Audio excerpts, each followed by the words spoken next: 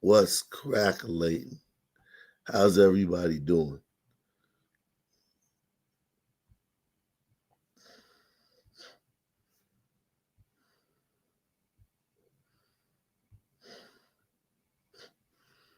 What's crackling? What's crackalack?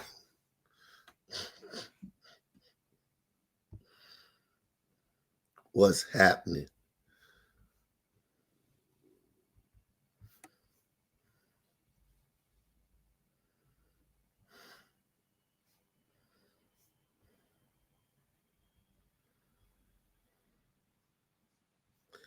How's everybody doing?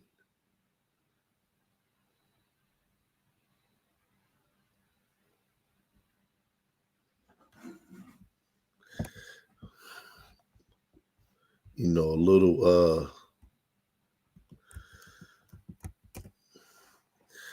little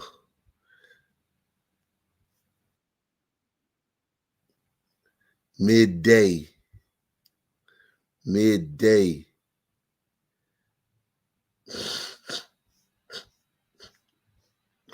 midday streaming, man.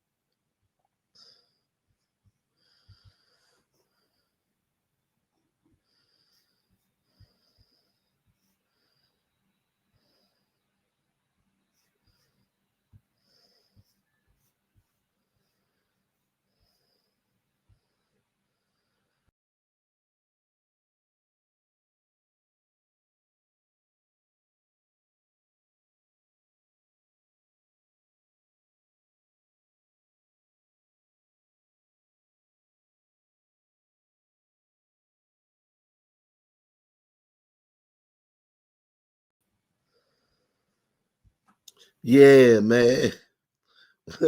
Back in effect, man. With a mask and attack. You heard me? My voice is getting bad, man. My voice is my voice is my voice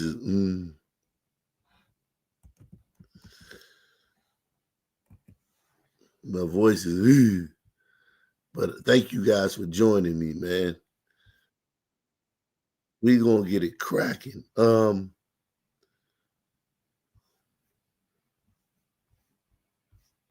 a lot to get into. Is it the GOAT? Thank you, man. I appreciate that, man. We thankful for everything we got, man. Every company. Every yo, this she just looks so she looks like she's having a bad day every day. Every day is a bad day. These liberals are so miserable. Now no wonder the policies that they champion make people miserable because they're miserable.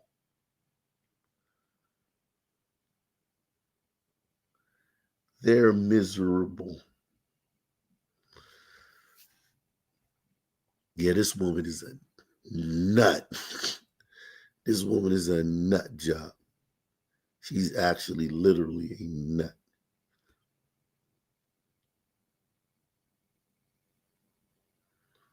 A literal nut. Severe mental illness, yes. And she thinks she's smarter than everyone, too. She went to Harvard. Yeah, she went to Harvard. So she's got that Harvard plaque at the house, that Harvard degree, that plaque for that Harvard degree. A sister with a plaque from Harvard, you ain't gonna be able to tell her nothing.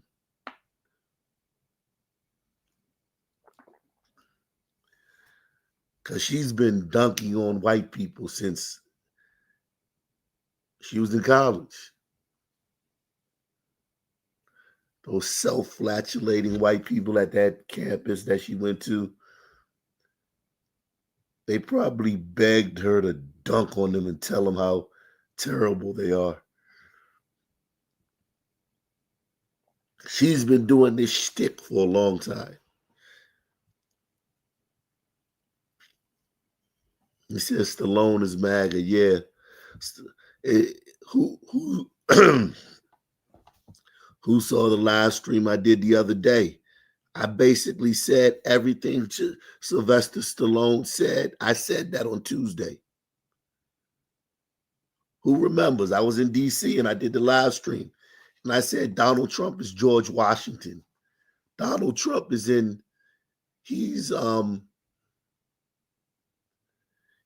he can only be compared to the founding fathers of America. He's a giant, a political giant. He can only be compared to our founding fathers. He can't be compared to any modern presidents. I did that live stream the other day. And then now Sylvester Stallone said it. So that's good. Yeah. He's got to be watching. You know Sylvester Stallone's in the building. You know that.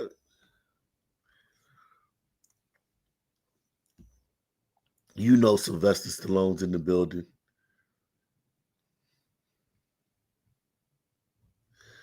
You know he's up in here. Sylvester Stallone is up in here.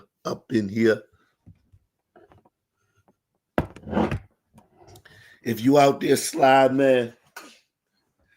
I loved you in Rambo, man. First Blood, man. Rambo. Sylvester Stallone was a big star, man. Late 80s, early 90s, maybe even on to the mid 90s. Sylvester Stallone was a huge star. I mean, he was huge.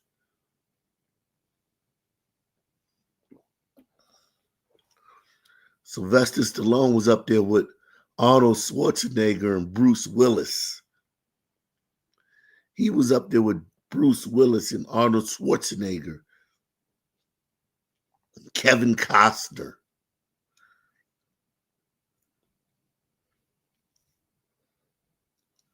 Kurt Russell.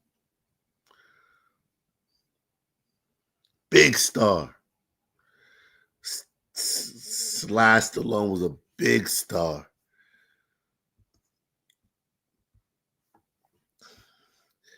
Salute, man. Salute to Mr. Counterculture. Mr. Counterculture. We got Mr. Counterculture and Miss Cancel Culture. How ironic. How ironic. Mr. Counterculture and Miss Cancel Culture.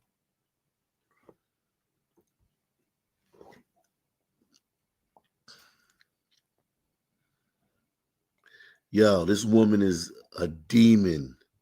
She just oozes demonic energy, man.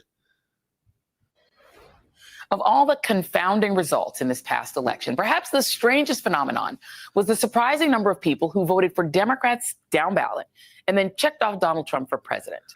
That was the case in New York's 14th district. A number of voters cast their ballot for both Trump and one of the House's most progressive Democrats, Congresswoman Alexandria Ocasio-Cortez, better known as AOC. Anybody who voted for Donald Trump and Alexandria Ocasio-Cortez, anybody who did that, yeah, we got to study that person. I want to know. Yeah, I want to pick that person's brain. You voted for Trump and AOC. Yeah, you're different. That was the case in New York's 14th district. A number of voters cast their ballot for both Trump and one of the House's most progressive Democrats, Congresswoman Alexandria Ocasio-Cortez, better known as AOC. And while the Democratic Party is still reeling from the results, Congresswoman Ocasio-Cortez is doing something a lot of the DC folks aren't doing, which is talking to social media and actually talking to voters to figure out why this happened. If you voted for Donald Trump and me, or if you voted for Donald Trump and voted Democratic down ballot, I would really love to hear from you. This is not a place of judgment. I'm not going to put your... Who believes that? Who believes that this is not a place of judgment? I got a really bad cold, guys. Jesus Christ.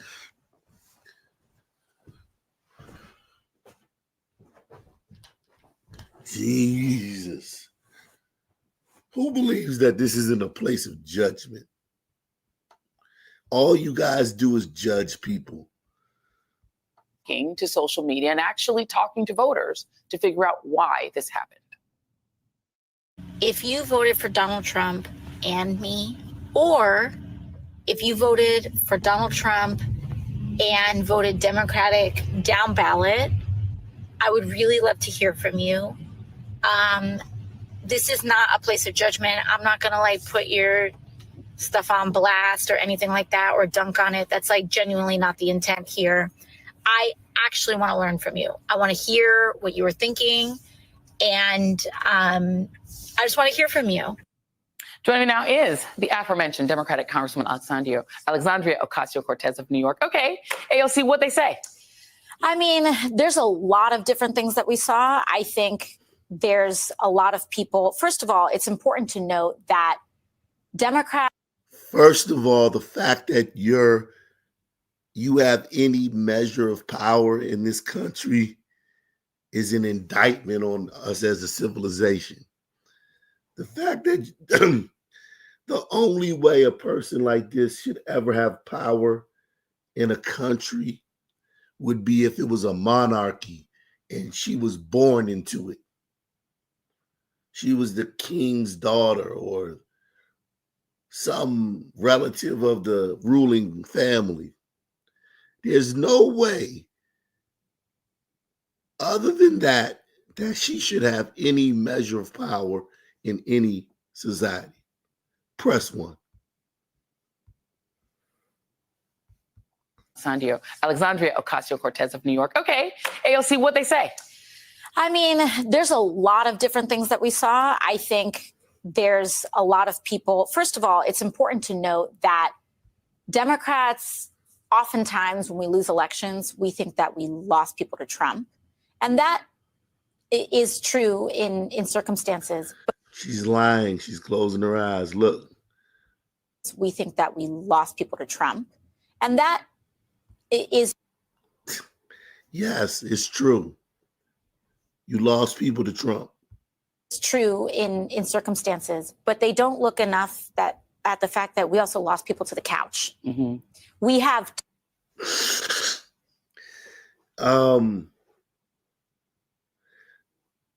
Okay, I'll give you that. You did lose people to the couch.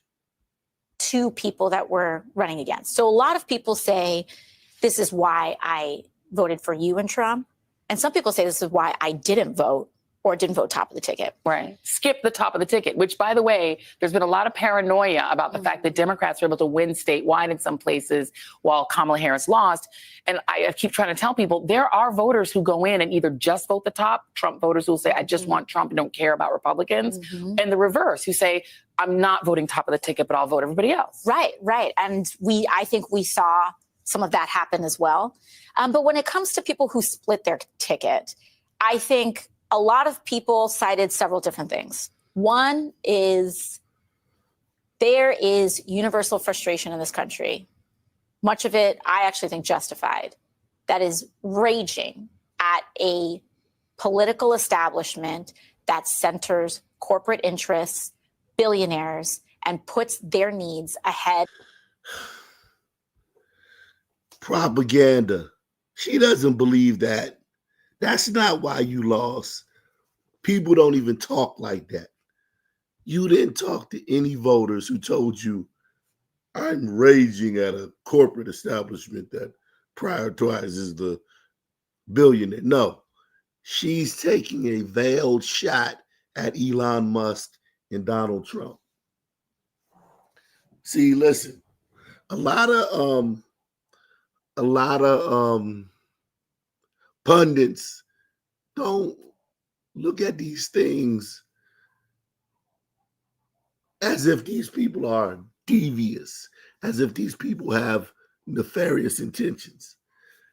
This woman is taking a veiled shot at Elon Musk and Donald Trump right here. That's what she's doing. She doesn't believe that's why they lost. She knows this is not the reason why they lost. What she's about to say, what she said right here, this is just a shot at Elon Musk and Donald Trump, two billionaires. Right. Press And one. I think we saw some of that happen as well. But when it comes to people who split their ticket, I think a lot of people cited several different things. One is there is universal frustration in this country. Much of it, I actually think, justified, that is raging at a political establishment that centers corporate interests, billionaires, and puts their needs ahead of the needs of working Americans. And we know that we can either channel this righteous rage, because there are people whose SNAP was cut off, their child tax credits were cut off, but they're seeing people like Elon Musk getting tax breaks and kissing up to Donald. Told you. That whole bullshit about I talked to voters and they told me the reason they didn't vote Democrat because they're frustrated with a government, an establishment that prioritizes billionaires. No, AOC, you are just dunking on Donald Trump and Elon Musk.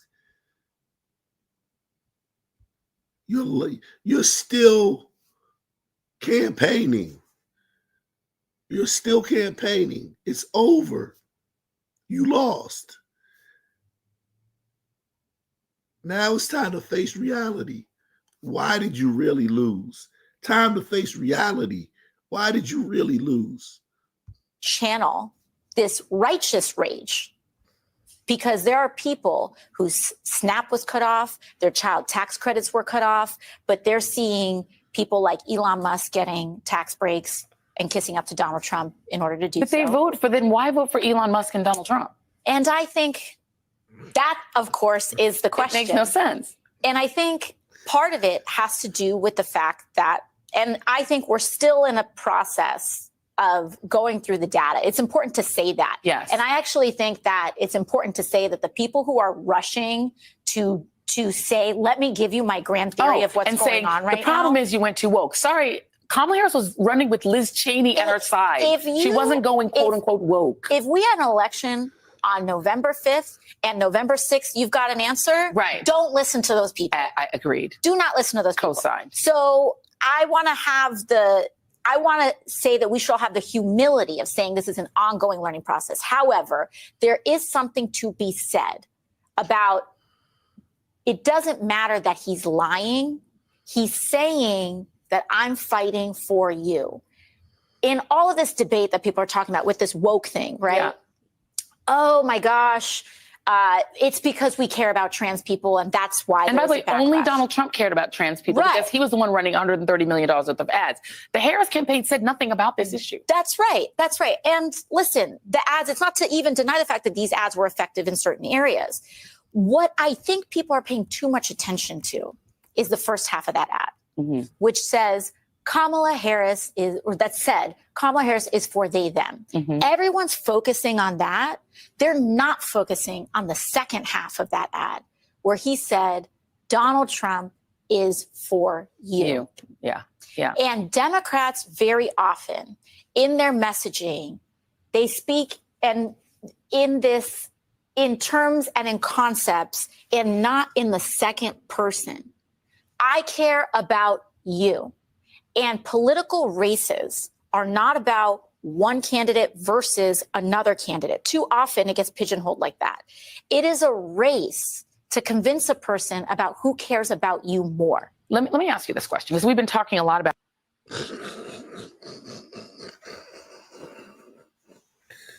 Oh my God. Yeah.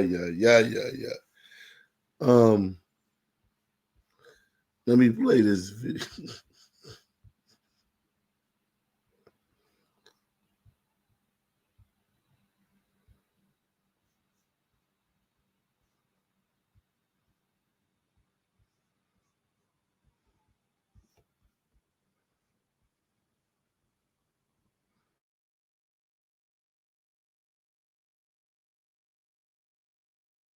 Kamala supports taxpayer-funded sex changes for prisoners.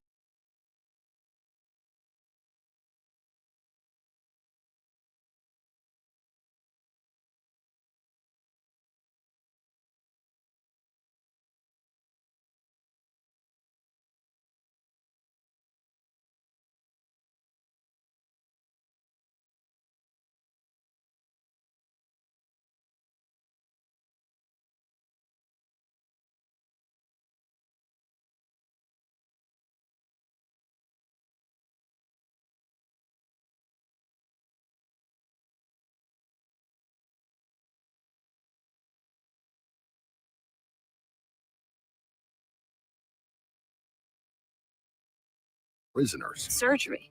Kamala supports taxpayer-funded sex changes for prisoners. Surgery. For prisoners. For prisoners, every transgender inmate in the prison system would have access. It's hard to believe, but it's true. Even the liberal media was shocked Kamala supports taxpayer-funded sex changes for prisoners and illegal aliens. Every transgender inmate would have access. Kamala's for they, them. President Trump is for you. I'm Donald.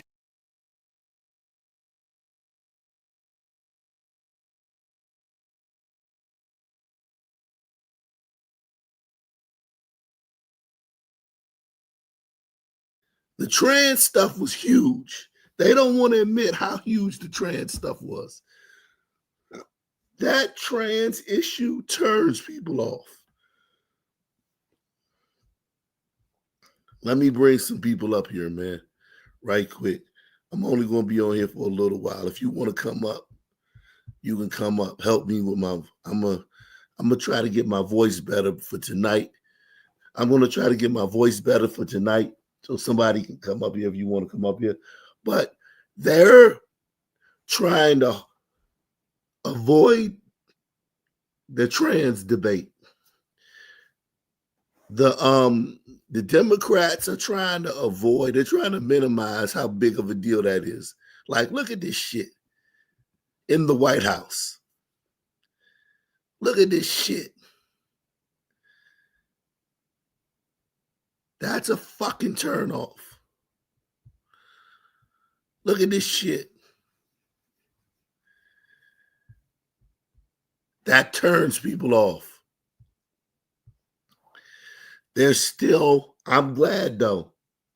I'm so glad that they're not going to abandon the trans stuff. I'm glad they're going to die on the trans hill.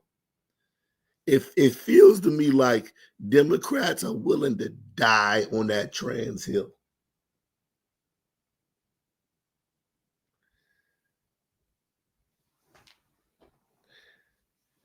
That far left faction of the Democrat Party still has a lot of control because AOC could not denounce the trans stuff.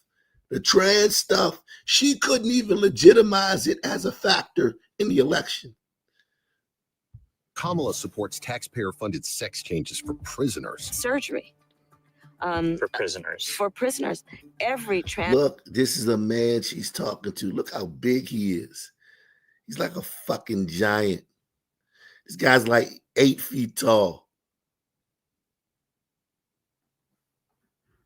Big forehead, big hands. Kamala supports taxpayer-funded sex changes for prisoners. Surgery.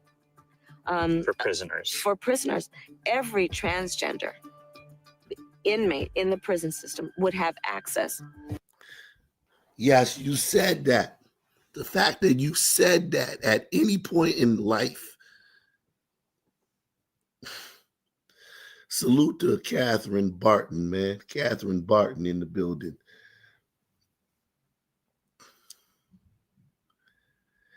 They still don't want to admit that that trans stuff is a huge turnoff.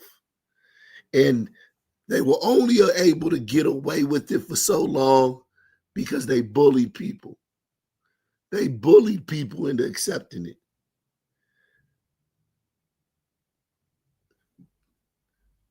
But they overplayed their hand with the children, the kids, and all that stuff. They overplayed their hand. This was a very effective ad. Kamala supports taxpayer-funded sex changes for prisoners. Surgery. For prisoners. For prisoners, every transgender inmate in the prison system would have access. Think about what she's saying. She's talking about turning prison. Think about this. If prison is supposed to be a punishment, right? Part of, and I hope I can get this out because my voice is kind of shaky. But listen, guys, think about this. Prison is supposed to be a punishment, right? And one of the punishments when you kill somebody or carjack an old lady or rob a bank or whatever you do, one of the punishments inherent with prison is that you don't get to enjoy the opposite sex. Press 1. One of the main punishments inherent in prison is you're removed from having encounters with the opposite sex. Press 1. What she's saying here is that she's willing to use taxpayer dollars to inundate prisons with the opposite sex. So now if you're a guy and you're doing 20 years in the joint, it's not so bad because anybody in there can get a sex change for free. So that was a bunch of he-she's walking around the prison. There's a bunch of fucking he-she's walking around the prison. Some of them are going to be allowed to go with the women. Some of them will be allowed to stay with the men. She's talking about turning prison into a fucking freak orgy. She's talking about turning prison into some kind of orgy Diddy party. Some kind of LGBT Diddy party. That's not what prison was made for. Prison is a punishment. It's not a place where you get to, where it's trans people walking around having sex.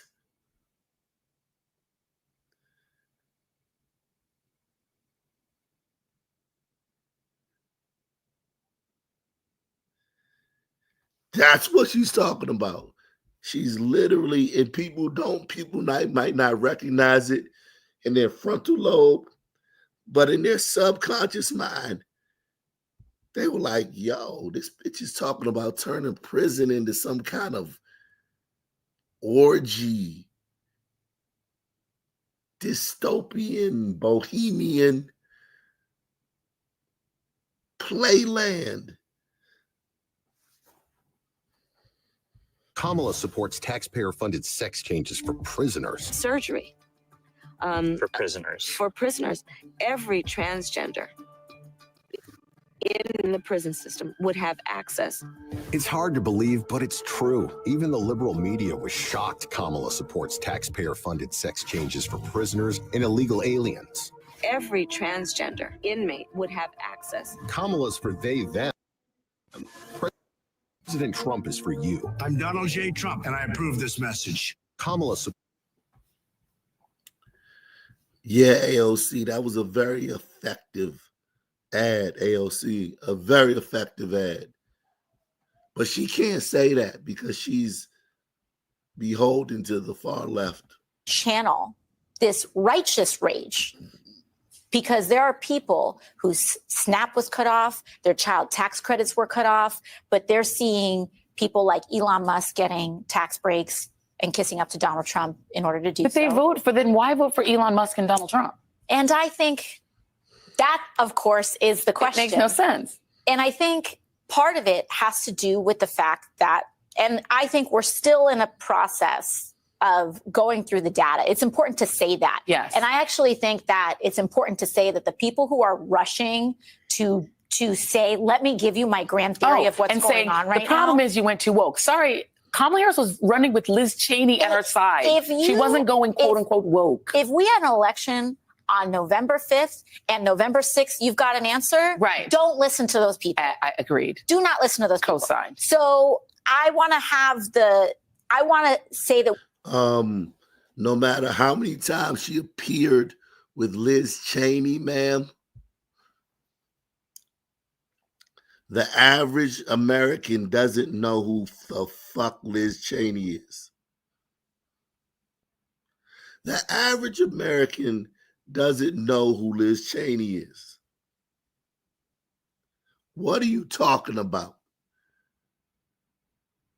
She appeared with Liz Cheney a couple times. That only speaks to politically savvy voters. Appearing with Liz Cheney only speaks to politically savvy voters and college-educated types. People who read the Wall Street Journal and the New York Times every day. Paco and fucking Saeed, who you let into the country, and fucking Jamal, that ad with the fucking 7-foot-tall trans dudes all over the place. Kamala, on 4 different occasions in that 30 seconds, was pictured with a trans dude. 4 separate occasions, 4 different trans dudes. In that 30-second ad, that ad spoke to people, not her appearing with Liz Cheney. That we should have the humility of saying this is an ongoing learning process. However, there is something to be said about it doesn't matter that he's lying. He's saying that I'm fighting for you. In all of this debate that people are talking about with this woke thing, right? Yeah. Oh my gosh, it's because we care about trans people and that's why. And by the way, only backlash. Donald Trump cared about trans people because he was the one running under. It's because we care about trans people. No. It's because you're fucking beholden to trans people. You're a prisoner to trans people. Trans people literally own you. Not because you care about them, AOC, but because they own you. An ongoing learning process. However, there is something to be said about it doesn't matter that he's lying. He's saying that I'm fighting for you. In all of this debate that people are talking about with this woke thing, right? Yeah. Oh my gosh, it's because we care about trans people and that's why. And by the way, only Donald Trump cared about trans people because he was the one running $130 million worth of ads. The Harris campaign said nothing about this issue. That's right. That's right. And listen, the ads, it's not to even deny the fact that these ads were effective in certain areas. What I think people are paying too much attention to is the first half of that ad, which says, Kamala Harris is, or that said, Kamala Harris is for they, them. Everyone's focusing on that. They're not focusing on the second half of that ad where he said, Donald Trump is for you. Yeah. Yeah. And Democrats very often in their messaging, they speak and in terms and in concepts and not in the second person. I care about. They preach and scold you and name call you. And they're fucking weird. And they may not have been too weird for Americans, maybe for white liberal elites, but they're too fucking weird for regular, hardworking people, man. That go to they take their daughter to basketball practice every day. And then there's a game. They take their daughter to the game. They're sitting in the fucking stands. And there's some 8-foot tall fucking boy out there with lipstick and his nails painted playing in the girls' basketball game. And they complain about it and they get fired for it.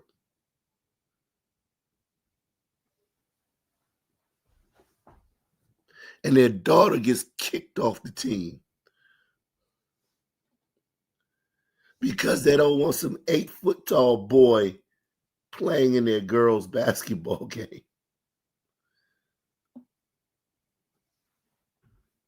That trans issue was huge, especially with the rise of women's sports. Caitlin Clark and the rise of women's sports.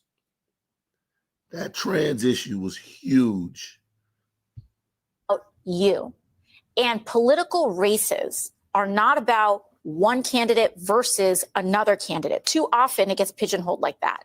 It is a race to convince a person about who cares about you more. Let me ask you this question, because we've been talking a lot about RFK Jr. My mind is a bit blown. I mean, we knew that Donald Trump would go wild. There's no constraints on him. He could just put all his friends in. But we're talking about RFK Jr. and the possibility of people pulling back on measles vaccines, on another pandemic happening. You're talking about Matt Gaetz. There's a 17-year-old girl out there terrified that all of her records, all of the witnesses against him in this case where she was trafficked could be in the hands of Matt Gaetz, and he could be the most powerful law enforcement official in the country in a case where the president of the United States is an adjudicated sexual abuser. If you're a sexual assault survivor, you're thinking, oh my God, this country is out to get me. They're out to get me and force me to have children by sexual assault. So the message to women has been insane, okay? And the people he's nominating are TV hosts, et cetera.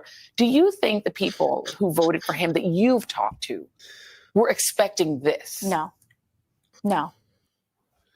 Ma'am, but it's refreshing. I think the only reason people she talked to weren't expecting this is because they're used to politicians lying. The people she spoke to were hoping for this, but they weren't expecting it because politicians always lie. Trump actually is keeping his word. So far. Or true mass deportation. Genuinely. Yeah. No. And it's heartbreaking, actually. It is heartbreaking. And people may want to take like a kind of vengeful stance about this, but it is genuinely heartbreaking. People need to understand that there are people, millions of people in this country, and I was one of them, where you are working 2-3 shifts a day to try to make ends meet. You're not reading the newspaper every morning with a cup of coffee. Yeah. You're not. And it's not to say that people are uneducated or uninformed or anything like that. That's exactly what you're saying. The education that they're talking about is like reading the paper every day. What about the education of living every day? What about the education of interacting, interfacing with life in America? Going to Wendy's, seeing a biggie bag used to be $4. When Biden's term started, a biggie bag was $4. I always get biggie bags from Wendy's, so I know that. Now a biggie bag is $7. You don't need to read the Wall Street Journal every day to figure that out, AOC. And that's the problem with you educated elite Democrats. $4 in 2020 for a biggie bag, $7 in 2024 for a biggie bag. I don't need a degree to figure that out. You pretentious, arrogant moron. And I was one of them, where you are working 2-3 shifts a day to try to make ends meet. You're not reading the newspaper every morning with a cup of coffee. Yeah. You're not. And it's not to say that people are uneducated or uninformed or anything like that. But like, this is real life. Yeah. This is real life. You got a baby on your hip and you've got 2-3 shifts to work in that day and you're just trying to make things work. And you have such an overwhelm of information. And I actually think something that is different about this moment than I saw, whether it was 2020 or after 2016, is that almost like right the day after, people immediately said, were coming to me and saying, he's not actually going to do that, right? And it's important to say, people may often say, he said he was going to do this. It was right here on the campaign trail. If you actually listen to him, if you listen to Donald Trump's acceptance speech, when he talked about immigration, he talked about legal pathways first. Yeah, yeah. He didn't say he didn't lead with mass deportation. Absolutely. Yeah, but listen, you guys gotta, you immigrants gotta get the hell up out of here, man. It's time to go. It's time to go.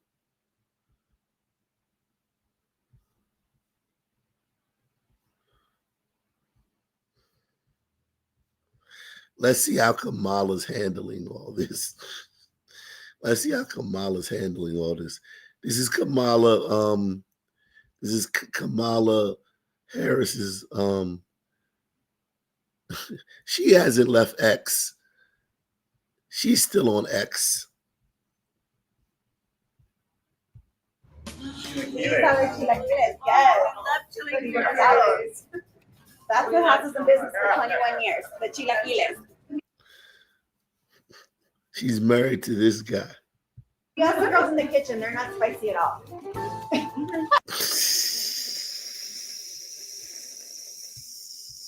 Not spicy at all. In the kitchen, they're not spicy at all. And they're not spicy at all. And they're not spicy at all. And they're not spicy at all. And they're not spicy at all. And they're not spicy at all. And they're not spicy at all. And they're not spicy at all. And they're not spicy at all. Yo.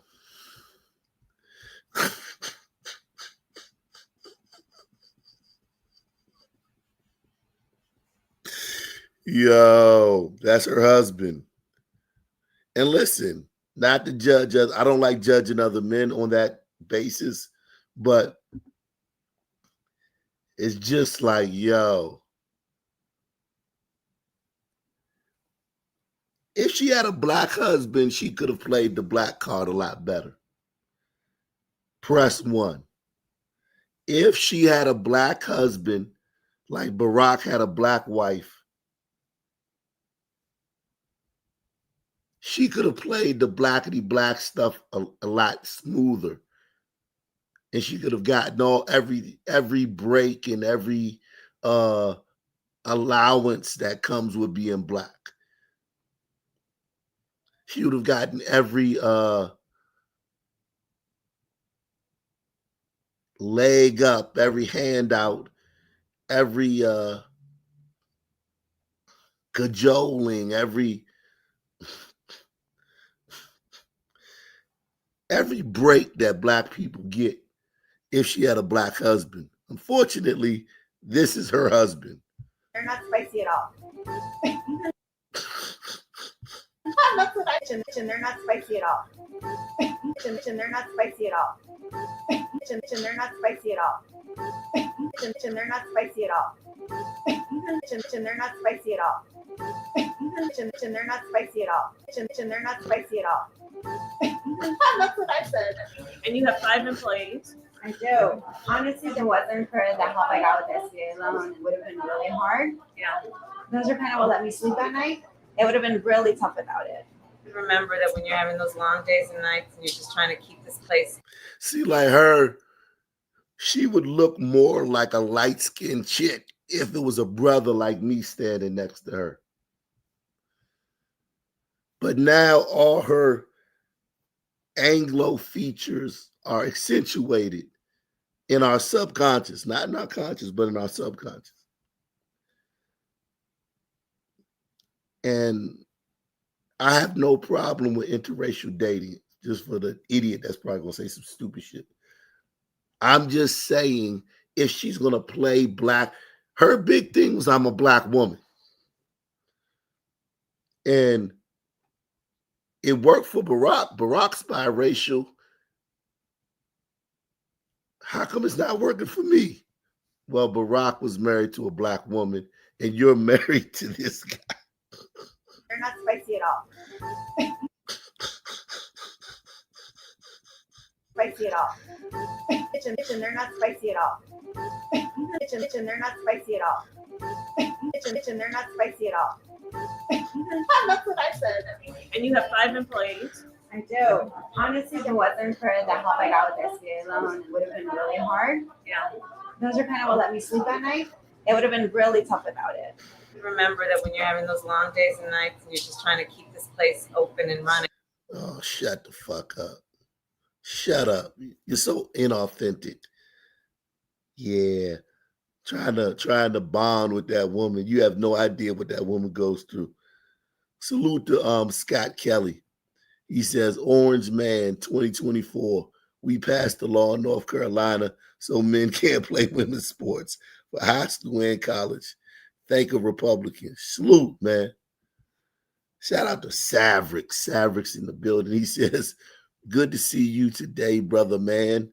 So do you think the wokish revolution was successfully roadblocked by the election results? Remember, it's still the rest of the Western world in danger, but they'll follow our lead. Savrix, you know, the rest of the Western world will follow our lead. They'll follow our lead. We'll embolden the right in many of those Western countries. We'll embolden the right wing in France, the right wing in Germany, the right wing in Italy, the right wing in Spain, the right wing in Britain. This will embolden them. They'll see we did it. This is like a revolution. What happened on the 7th was literally a revolution. Okay? So it was a peaceful revolution. No one had to die. But yeah, we'll embolden a lot of those, the right wing in those other countries. We'll give them steam. We'll give them wind beneath their wings.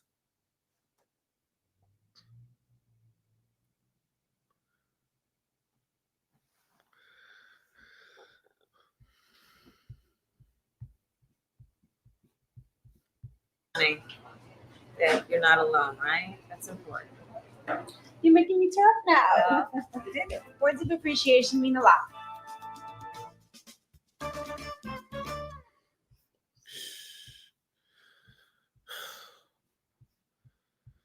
His brothers.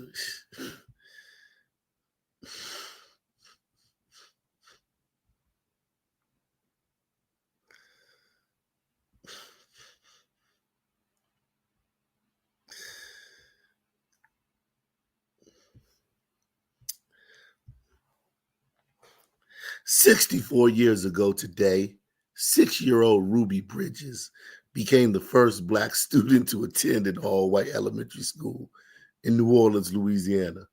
Her courage continues to inspire us as we fight to fulfill the promise of America. She's invoking the civil rights movement. She's so corny and out of touch. Now look at her. She takes a picture with a Black woman, a phenotypically Black woman, and then writes this bullshit about how, like, about 64 years ago today, about some civil rights bullshit, while taking a picture with a phenotypically Black woman with 4C hair and nappy hair and shit.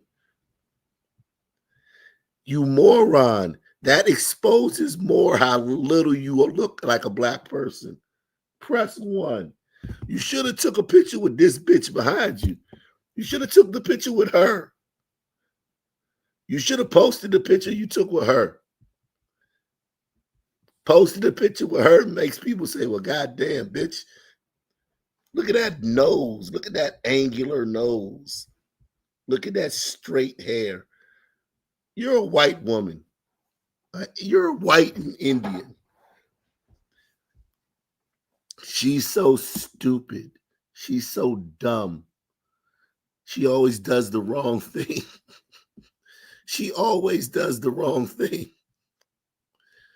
You should have posted the picture you took with this chick. Oh, she's a red bone, but she's Black, but she's a red bone.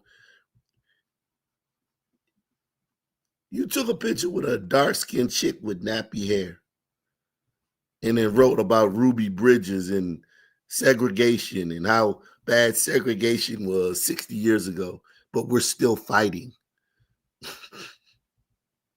You dummy.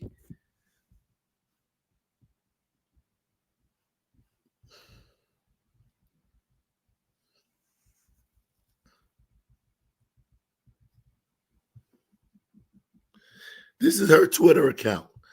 This is the stuff she's been posting since she got her ass kicked.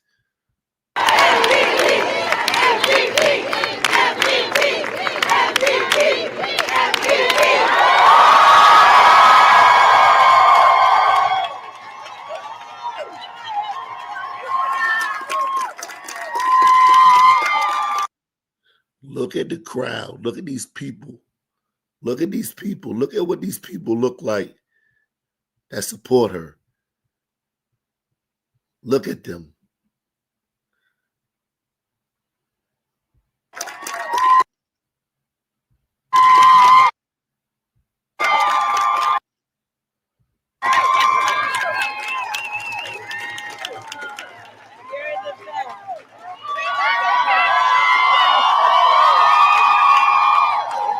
Okay, we still have a lot of work to do. We still have a lot of work to do. So thank you all very much. Listen, we do the best work anybody could do, which is to dedicate ourselves to the people, to public service, to lifting folks up. And when we do that work, we make a difference. And you all are a part of doing that work every single day. And I am so grateful to each of you. So let's get back to work because we still have work to get done. And I'm sending you all my love and thanks. Thank you, everyone.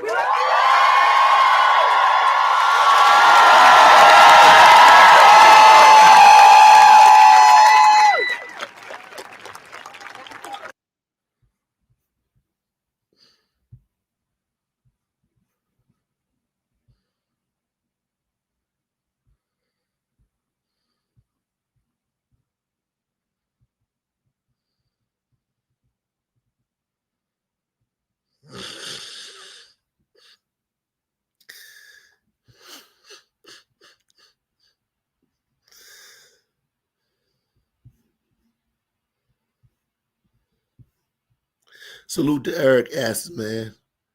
Eric S. says, AOC stands for angry, obnoxious child. Facts, man. She's a moron. She's a fucking moron. Salute to Apple Kiss. Says, nice to see you in the early hours. Thank God it's Friday.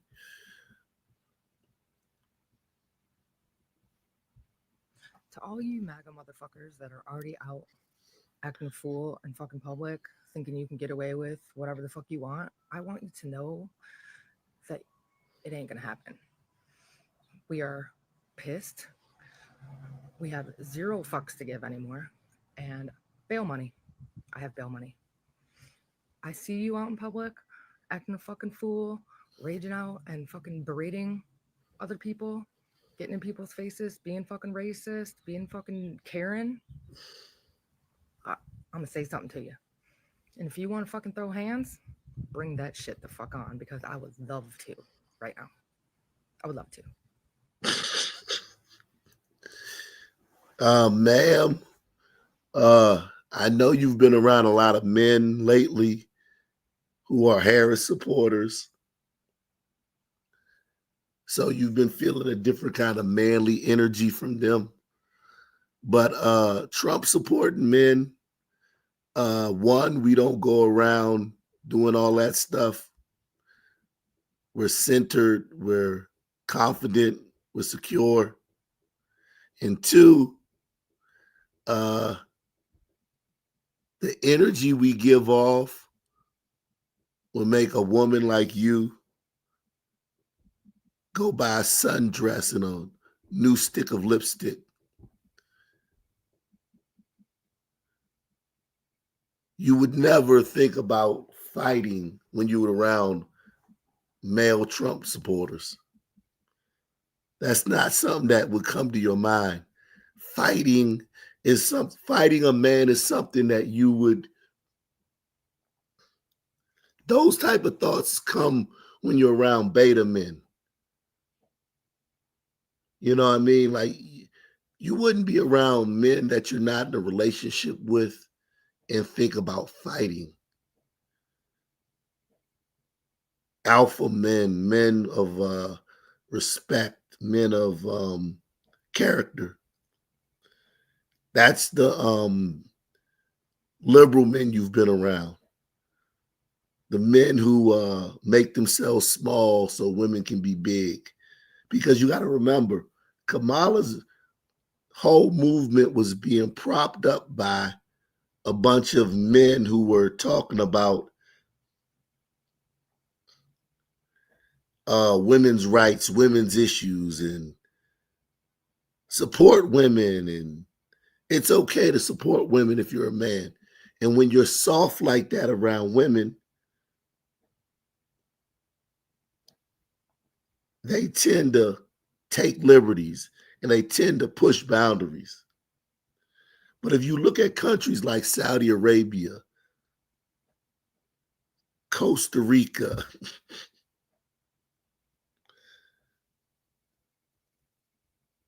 you look at countries where men are rock solid and strong, their women aren't talking about fighting them.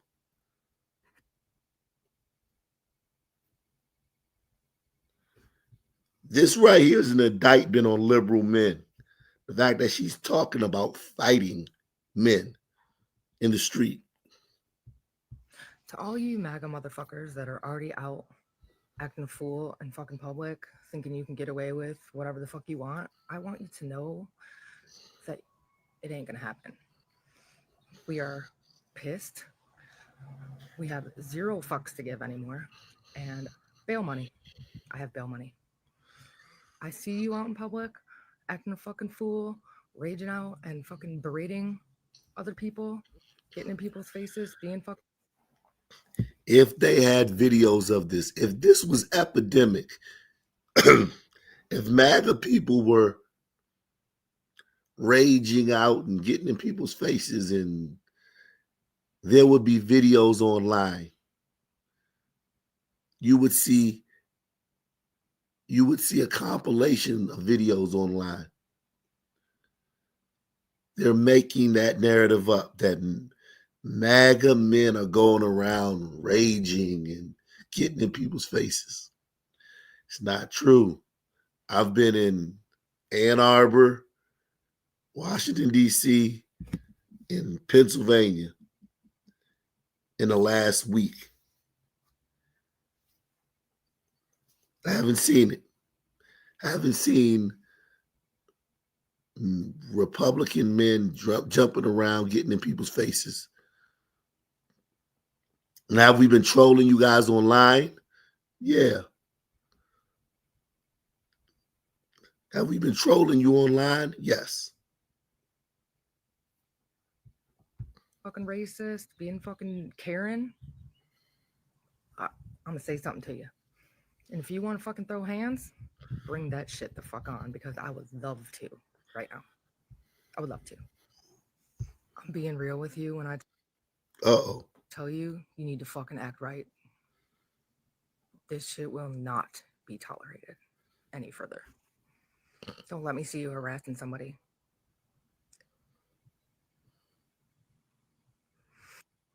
To all you...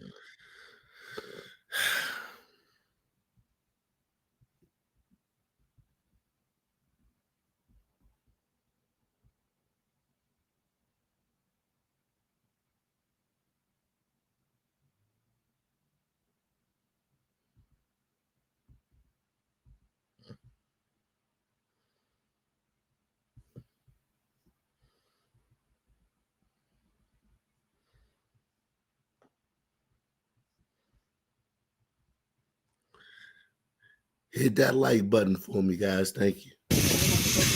All right, we're gonna go in here. Even as I'm stepping through these doors, I don't fully grasp what we're about to walk into.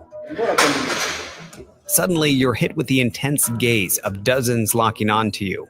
These men described as the worst of the worst, tattooed with reminders of El Salvador's dark past. It's tense and uncomfortable. But here, officials say comfort isn't meant to exist. There's no mattresses, there's no sheets. You've got a toilet over here for them to go to the bathroom. You've got this basin here that they use to bathe themselves. And then you can see there's a barrel of water that they can drink from. This is a rare look inside El Salvador's terrorism confinement center, known as Boycott. He says there's always somebody standing here in front of the cells. And then if you look up, there's another corridor with more security personnel. Luz 24 horas. 24/7 light. The prison sits like an isolated fortress, nestled in mountainous terrain, about an hour-and-a-half drive from the capital. Even with government officials on board with us, we're stopped a mile out. Oh, okay. He's gonna inspect bags now too. Okay, we're clear to get back in. Only to hit another checkpoint.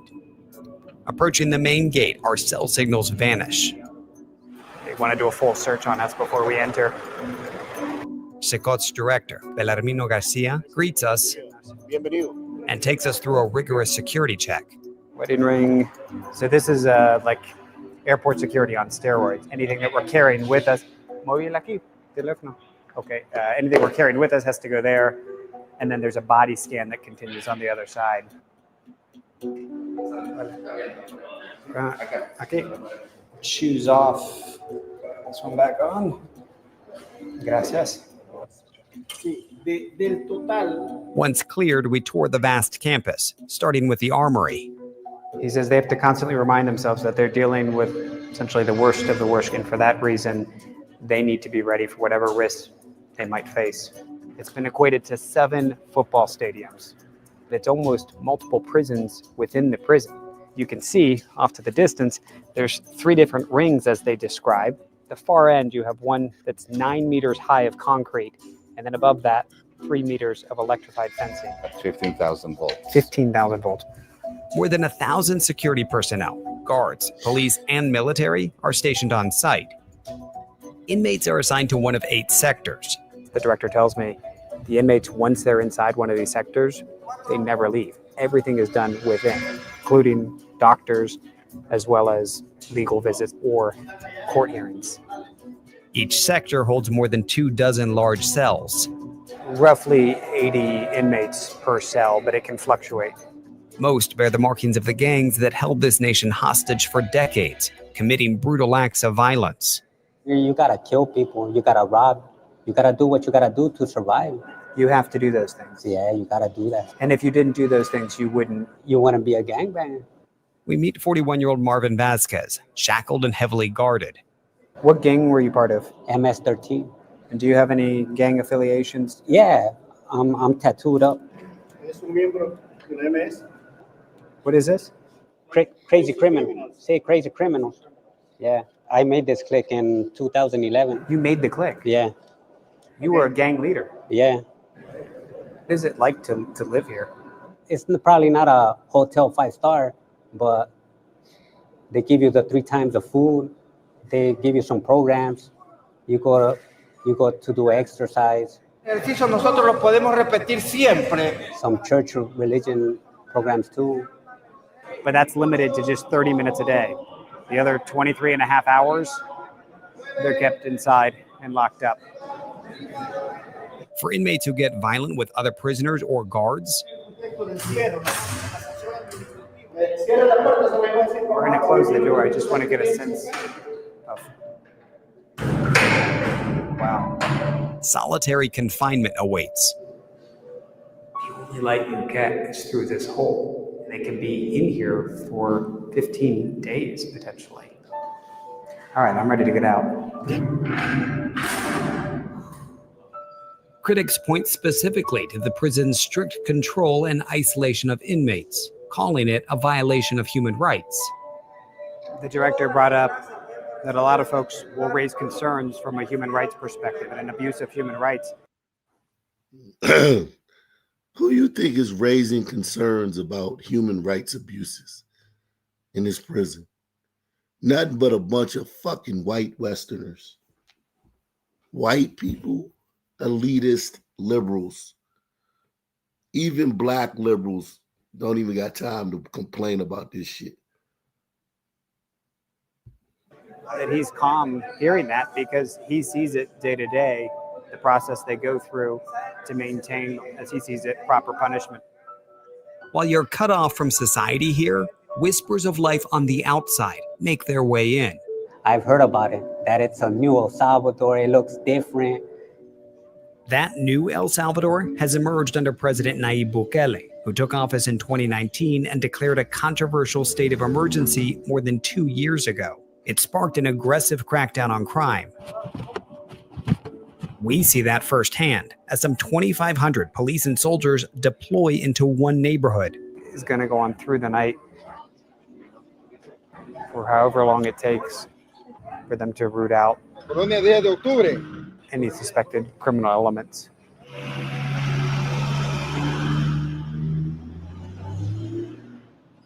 Late last week, as the U.S. State Department lowered its travel advisory for El Salvador, citing a significant reduction in crime, it also warned that Bukele's emergency measures allow authorities to arrest anyone suspected of gang activity and suspends constitutional rights. Hola, Juan Carlos, yo soy David. Juan Carlos tells me he was wrongfully held for 5 months at a lower security prison earlier this year. He says the poor conditions led to an infection in his leg. He said he was lumped in and assumed to be part of a gang. And he said in part because of how he looked, he had long hair. He said he had a long beard. And he says he has tattoos, but he points out that for him, these are just artistic expressions. They have nothing to do with being part of a gang. The Bukele administration has acknowledged that innocent people have been swept up in the crackdown, and they say more than 7,000 have already been released. They see it as collateral damage, and Juan Carlos, while frustrated with the tactics, believes under Bukele, his country is safer. Is this headquarters for you guys? Yes. Okay. Yes. Bukele's security minister targets gangs with an academic-like approach. I heard you have a book. Is it true? Yeah. And this is a book that has the markings of gang members. All the marks. The minister compiling his findings from his nearly 30 years in law enforcement to help interpret gang symbols. Wow, these 3 dots that says signify 3 things to the gang members, that they have 3 destinations essentially: jail, hospital, or cemetery. From his office, he monitors crime reports in real time and keeps tabs on his officers in the field. You can say, if there's a particular officer that's in an area that's in question, why were you there so long? What were you doing? Of course. And you can hold them accountable. He even says the program they've built has started to incorporate AI, which can tell them where you have to put your police officer. And yet most we meet seem unfazed by the added show of force. I asked him, I said, how do you feel with all these soldiers? I mean, there's a couple of dozen just even right outside his door. And he said, no, I feel safe. I sat next to Jorge Moran on my flight in. His family fled El Salvador's civil war when he was 3. Just coming to the airport, you feel the sense of like safety, Do you feel it in the U.S.? No. You don't? No. And you live in Indiana? Yes, sir. Jorge fully supports President Bukele, as do most arriving passengers, it seems. And folks are actually stopping to get their pictures taken between President Bukele and First Lady. Under Bukele's state of emergency, law enforcement have arrested more than 81,000 people. El Salvador now has one of the world's highest incarceration rates. Most end up in facilities like these, where they can work to reduce their sentences. The most hardened criminals, though, brought to Secot, where inside, a life sentence awaits. We did bad things. We pay it the rough way, doing time. And yet for many on the outside, the prison, now a symbol of newfound freedom, the new El Salvador, as they see it. Wow.